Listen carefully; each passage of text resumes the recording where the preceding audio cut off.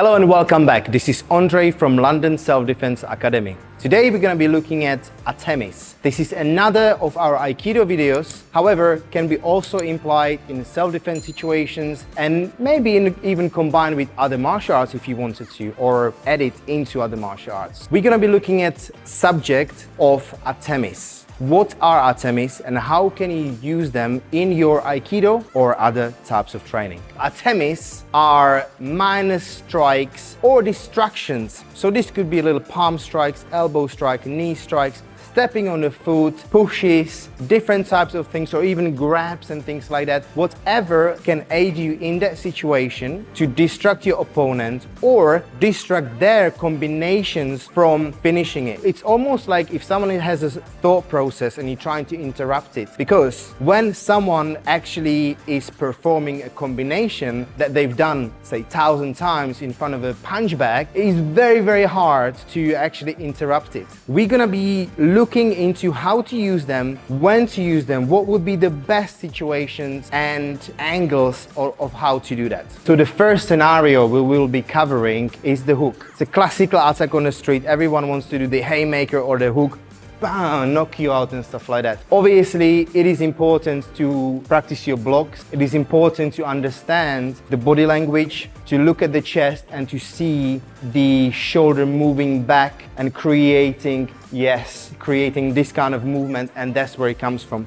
If I'm looking to his eyes, I may not be able to see anything because I might be intimidated and surprised. So looking at the chest is a good situation. Now, you working on your distance as well at the same time. If I'm too far, that doesn't make sense for me to do anything because I'm safe. If I'm too close, I'm in a bad situation, right? I might as well be covering. However, for the ATEMI purpose of this video, we are in a medium distance, we see and controlling the situation, and then right here, we're covering it with the elbow. So if he goes very, very slowly, look what's happening. I'm seeing the attack happening. Before I even do the ATEMI, I have to make a contact. So first is the block. Then I'm making contact and I'm following with the elbow right into his face, interrupting his pattern, because if I don't do this, if I just do this, he's gonna follow up with the other hand. There we go, that's the elbow, right? It could be elbow, follow up with the knee, bing, bang, you know, and I have not seen that. So I'm interrupting this combination that he may have trained many, many times, and it will be very fast.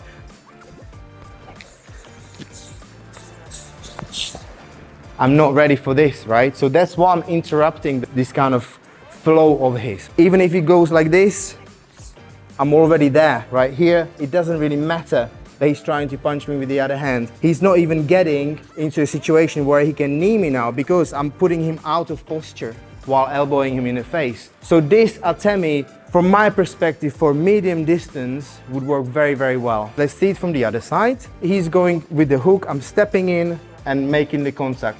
Look, I have this contact right here. I can't just leave the hand and trying to do this because he's just gonna step back if he's trained. I'm in a pickle again, right?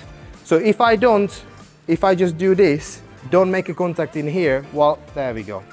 Yes, so we get here and making a contact now. I could be following up, I'm not even there. Yes, his knee does not concern me. So I could be going right here, following up with 3 or 4 if I have to. I could be sweeping his legs, I could be doing my own knee strike. It really depends on the situation. But for haymaker, from my perspective, obviously there are so many things that you have to consider, right? For my height and my attacker's Ruskin height, this really works very well for me. It would be very different for me if I was way shorter in here, right? He's hooking me up, and forget this. This is not making any sense, right? If we're there, I'll be probably just going for the solar plexus as a strike. You have to adjust everything and train in different ways. Another situation when someone is doing that classic jab and cross, or it could just be a jab. It does not matter, and you will not know if they're right or left-handed. Actually, if you manage to work it out how he's standing, you know that this is gonna be the first hand because he's standing here. There is no point for him to be attacking me here because he doesn't have same reach. This is too far, the other one, there we go, he can actually make contact in here. So that's what he wants to do, right? So I can already read it. So I can I don't want to be standing here because this is just too easy and my head is close to here. So if I'm in this stand, I'm swapping straight away. So I'm right here, yeah? And I can be stepping to the side. So when he attacks, I'm already on the side in here. Palm strike into the head. And actually from here, look, we've got the kaitsu-nage right here. Yes, you can throw them or just get them down and follow up with the knee. So when we do it very slowly, so we got this stepping to the side, right? I'm reaching out for his attack. I don't want to be doing this. And it's too late for me, right? So I want to make sure that I step out to the side and I'm almost behind him. This is a very good place for me to be, because even if he wants to turn now and strike me with the other hand, he's in a very uncomfortable position, right? Because I disalign his body posture and he cannot gain it without really fighting through. And by the time when he does that, here I'm already in a very different position where I can follow up with many different strikes or throw him to the ground. So again, very slowly, look, reaching out, making the contact and stepping to the side. You're using this to lead you to the right place, okay? Sometimes it's gonna be so fast that you'll just be lucky enough to be on the side, right? But you have to choose a side before the attack happens and just go with it. And then strike, use the ATEMI. Because if I don't use the ATEMI, if I just do this, look, he's gonna turn and smash me right in, right? If he's going for jab and cross now, if I have this just without the ATEMI, he's still strong. He's still turning and using that to get me. If I get the ATEMI in, 1, 2, that's gonna give me that time and the distraction to do something else from there.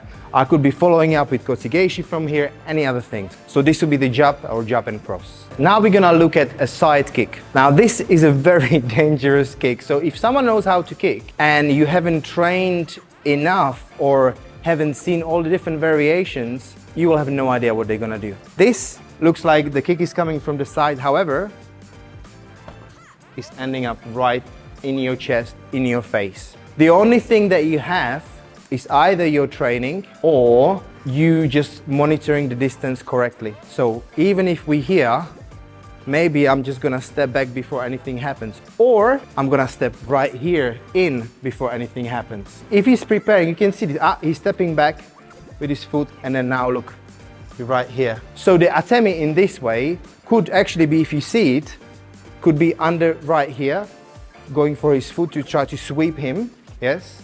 That may still connect a little bit, or just going straight in and palm striking him into the face before that kick happens. But you have to see it before it happens, right? That's why the training is so important. So if we have a kick and I don't see it, you are in trouble, because you see it coming from here and suddenly it's over there. It's really, really crazy. You have to practice, you have to be really stepping in before this happens. And actually, funny enough, from a situation of preserving your attacker, this is actually much less dangerous, because yes, you may have damaged his nose a little bit and he's on the floor right now, but the aggression hopefully is over and you're not gonna have to be facing 20 kicks in your head or some other sort of crazy combinations that they may have been training. Also, I think it's very important to mention this. Anyone who is trained, who achieves certain level of martial arts in their practice, will not get drunk and try to fight on the street.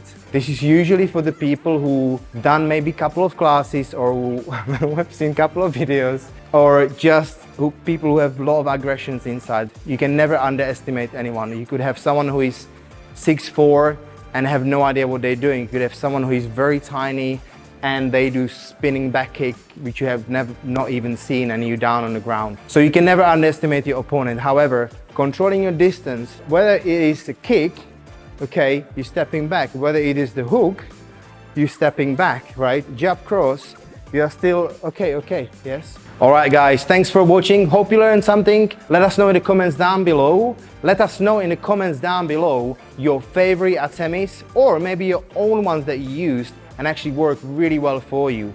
I just want to thank you for all your support, all your likes, subscribes, questions, and all the comments that you sort of flooding us with. It's really amazing and we really appreciate it. So thanks a lot and see you in the next video.